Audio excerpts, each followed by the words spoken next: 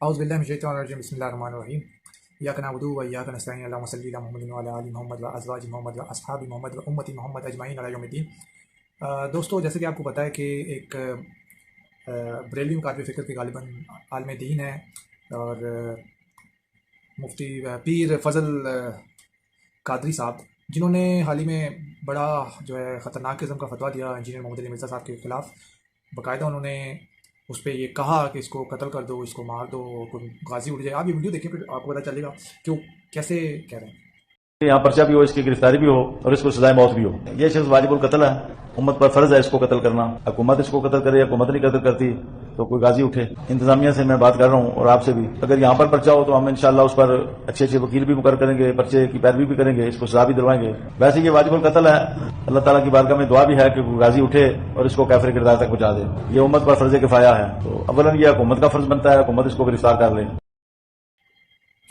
جی تو ناظرین، آپ نے ویڈیو دیکھی تو اس پہ اب دیکھیں، سب سے پہلے تو اسلام ہمیں یہ حکم ہی نہیں دیتا کہ کسی کو ناحق قتل کیا جائے، ٹھیک ہے؟ اور ناحق میں اس لیے کہہ رہا ہوں کیونکہ انجینئر محمد علی مرزا صاحب کے میں کام بتا دیتا ہوں کہ وہ کرتے کیا ہیں اور انہوں نے ان کو اوپر فتوے کیوں دیے، میں بتا دوں۔ محمد علی مرزا صاحب کہتے ہیں کہ نبی پاک صلی اللہ علیہ وسلم نے اپنے حجۃ الوداع کے خطبے پہ یہ فرمایا تھا کہ میں تم میں اپنی دو بھاری چیزیں چھوڑ کے جا رہا ہوں، ایک اللہ کی کتاب، یہ اللہ کی رسی ہے، اس کو تھامے رکھنا، جو اس کو تھام لے گا وہ ہدایت پہ ہوگا، جو اس کو چھوڑ دے گا وہ گمراہ ہو جائے گا، اور دوسری میرے تمہارے نبی کی سنت۔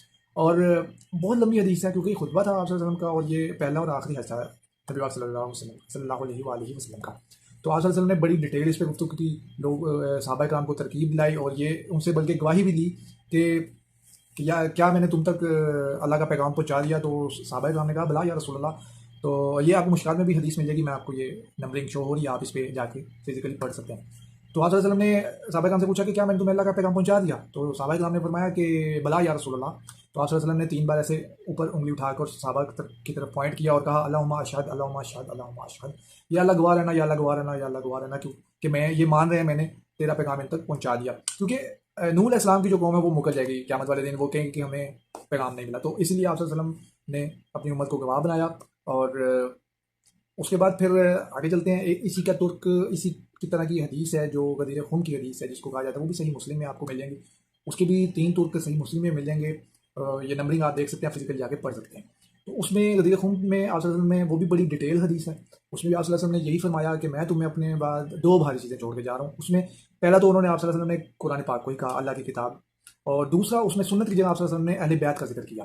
اب وہ اہل بیت کا ذکر اس لیے کیا کیونکہ وہ اب غدیر خون کا جو جگہ گاؤں تھا یا علاقہ تھا، وہ وہاں تک جو عربس تھے وہ نہیں وہاں تک آئے، وہ عربس پیچھے رہ گئے تھے۔ اب وہاں پہ آپ صلی اللہ علیہ وسلم کے ساتھ وہ قافلے موجود تھے جو شام کے تھے، جو مطلب وہ یہ کوفے کے تھے یا مدینے کے تھے، اس طرح کے لوگ، جہاں پہ یہ آپ صلی اللہ علیہ وسلم کی اہل بیت کے ساتھ یہ سب کچھ ہوا، جہاں پہ کربلا ہوئی، جنگ صفین ہوئی۔ تو آپ صلی اللہ علیہ وسلم نے پھر اس وقت اس لیے اہل بیت کا ذکر وہاں پہ کیا کہ میں تمہیں اپنے 2 بھاری چیزیں چھوڑ کے جا رہا ہوں، ایک اللہ کی کتاب، اللہ کی رسی ہے، جس کو تھام لے گا وہ ہدایت پہ ہوگا، جو چھوڑ دے گا وہ گمراہ ہو جائے گا۔ آپ صلی اللہ علیہ وسلم نے پھر دوسری چیز کا ذکر فرمایا کہ دوسرا کہا کہ میرے اہل بیت، اور اس کے بعد پھر آپ صلی اللہ علیہ وسلم نے سورہ الاحزاب کی آیت تلاوت فرمائی، جس کا ترجمہ میں پڑھ دیتا ہوں کہ آپ صلی اللہ علیہ وسلم نے فرمایا کہ نبی امت کے اوپر ان کی جانوں پہ ان سے بڑھ کے حق رکھتے ہیں، اور نبی کی بیویاں امت کی مائیں ہیں۔ تو آپ صلی اللہ علیہ وسلم امت کے روحانی باپ ہوتے مطلب مولا ہوئے۔ تو آپ صلی اللہ علیہ وسلم نے پھر مولا علی کا ہاتھ بھی پکڑا اور بلند کیا اور فرمایا کہ من کنت مولا فاذا علی المولا۔ اور اس کا مطلب اہل بیت کا جب وہ ذکر ہو رہے تھے تو اہل بیت سے جو ہے مولا علی علیہ السلام جو تھے وہ ساتھ کھڑے تھے، تو ان کا ہاتھ بلند کر کے یہ بھی فرمایا کہ من کنت مولا فاذا علی مولا، جس کا مطلب ہے جس کا مولا میں اس کا مولا علی۔ تو اس کے آگے اور بھی الفاظ ہیں کہ علی سے بغض نہیں رکھے گا مگر مومن علی سے محبت مومن ہی کرے گا، اور بغض جو ہے وہ منافق رکھے گا۔ تو یہ ترک بول ملتے ہیں، بہت ساری حدیث کی کتابوں میں اس کے ترک ملتے ہیں۔ اچھا، اب آپ کہہ رہے ہوں گے کہ جی بس اہل بیت جو ہیں وہ مولا علی ہیں، تو میں آپ کو ایک اور صحیح مسلم کی حدیث میں آپ کو یہ نمبر شو ہو رہا ہوگا، آپ اس کو جا کے فزیکلی پڑھ سکتے ہیں کہ اما عائشہ سلام اللہ علیہ فرماتی ہیں کہ آپ صلی اللہ علیہ وسلم ایک دن اپنے حجرے سے نکلے جس میں کالی چادر اوڑی ہوئی تھی موٹی، اس کے اوپر پھول وغیرہ بھی بنے ہوئے تھے۔ تو آپ صلی اللہ علیہ وسلم نے جو ہے اس وقت حسن ابن علی آئے، ان کو چادر میں لیا، پھر ایسے کرتے کرتے 1 بائی 1 جو ہیں حسن آئے، پھر حسین آئے، مولا حسین، پھر مولا علی آئے، پھر سیدہ فاطمہ الزہرا سلام اللہ علیہ بھی آئیں۔ تو ان سب کو چادر میں لیا آپ نے، اور آپ صلی اللہ علیہ وسلم نے ایک آیت تلاوت فرمائی، ترجمہ یہ کہ اللہ میرے یہ اہل بیت کو گناہوں سے پاک کر دے۔ اور پھر اس کو روایت کرنے والی جو ہے سیدہ عائشہ سلام اللہ علیہ ہیں، ام المومنین ہیں۔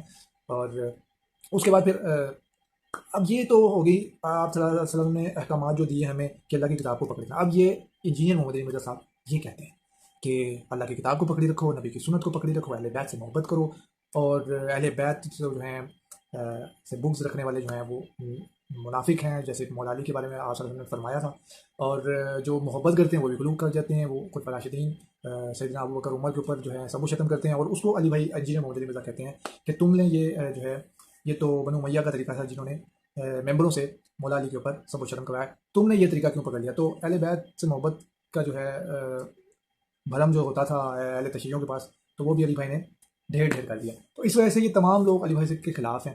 علی بھائی ایک اور بڑی مین چیز کہتے ہیں کہ اللہ تعالیٰ نے قرآن میں فرمایا ہے کہ اللہ کی کتاب کو مضبوطی سے پکڑ لو اور فرقوں میں مت بٹو, ٹھیک ہے. اور لیکن یہ کہتے ہیں کہ نہیں, ہماری مسجدیں الگ ہیں, چھوٹی چھوٹی انہوں نے 1.5 انچ کی مسجدیں بنائی ہوئی ہیں, ایک دوسرے کے پیچھے نماز پڑھنے کے قائل نہیں ہے, ایک دوسرے کو کافر کہتے ہیں. ان کی کتابیں اٹھا کر دیکھ لیں پرانے بزرگوں کی, اس میں ایک دوسرے کے اوپر کفر کے فتوے لگائے ہیں جبکہ سب کلمہ ہوا ہے. علی بھائی کا جرم یہ ہے کہ علی بھائی ان سب کو مسلمان سمجھتے ہیں, ان کے پیچھے نمازیں پڑھنے کے قائل ہیں, ان کو چندے دینے کے قائل ہیں, اور ان کو صرف یہ سجیسٹ کرتے ہیں کہ آپ سب فرقہ واریت سے باہر نکلو, ایک امت بنو جو نبی پاک صلی اللہ علیہ وسلم نے فرمایا, جو اللہ تعالیٰ نے فرمایا کہ اللہ کی کتاب کو مضبوطی سے پکڑو کہ واعتصموا بحبل اللہ جمیعا ولا تفرقوا. تو یہ فرقوں میں نہ بٹو. لیکن نہیں, اب کچھ جاہل قسم کے لوگ ہوتے ہیں, وہ کیا کہتے ہیں جی آپ صلی اللہ علیہ وسلم نے فرمایا تھی 73 فرقے بنے گے. تو آپ صلی اللہ علیہ وسلم نے فرمایا تھا, اپنی فکر ظاہر کی تھی, اپنی کہ کہا تھا کہ اس سے بچنا, یہ نہیں کہا تھا کہ بنیں گے. اس طرح کی بہت ساری مثالیں ہیں. آپ صلی اللہ علیہ وسلم نے یہ بھی کہا تھا کہ عورتیں ایسے چست لباس پہنیں گی, باریک لباس پہنیں گی کہ ایسے گویا کہ ننگی ہوں. تو اب کیا کریں کہ عورتوں کو کہیں جی آپ صلی اللہ علیہ وسلم کی حدیث ہے پہن لو ننگے باریک لباس. نظر آ رہا ہے عورتوں نے پہنے ہوئے, لیکن کچھ عورتیں اس سے بچتی بھی ہیں, پردہ بھی کرتی ہیں ہماری مائیں بہنیں. تو وہ ماشاءاللہ نبی پاک صلی اللہ علیہ وسلم کی مطلب انہوں نے جو آپ صلی اللہ علیہ وسلم نے پیشن گوئی کی تھی کہ اس سے بچنا, وہ اس سے بچی ہوئی ہیں. اسی طرح جو لوگ فرقے سے بچے ہوئے ہیں وہ آپ صلی اللہ علیہ وسلم کے حکم کے اوپر ہیں, ان کی ہدایت, ان کی وہ جو تعلیمات کے اوپر ہیں کہ وہ فرقوں سے بچے ہوئے ہیں. یہ انجینئر محمد علی مرزا صاحب کہتے ہیں کہ ان کا کوئی فرقہ نہیں ہے. ان کا ایک سلوگن ہے کہ نہ میں وہابی نہ میں بابی, میں ہوں مسلم علمی کتابی.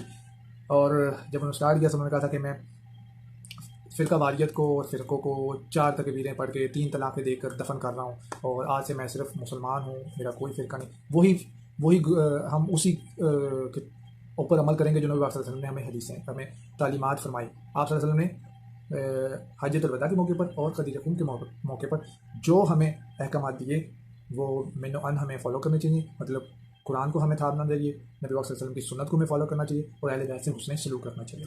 تو یہ چیزیں اگر عوام کے اوپر میں فیصلہ چھوڑتا ہوں, اگر یہ چیزیں غلط ہیں تو انجینئر محمد علی مرزا کے اوپر جو ہے سزائیں دیں یا پھانسی دیں, جو مرضی کریں, لیکن وہ بندہ حق پر ہے, اس لیے ہم اس کے ساتھ کھڑے ہیں, اور وہ ہمارے استاد ہیں. اور امید ہے کہ لوگوں کو سوچنے کا موقع ملے گا, حق بات بیان کریں. بس جزاک اللہ خیر, السلام علیکم.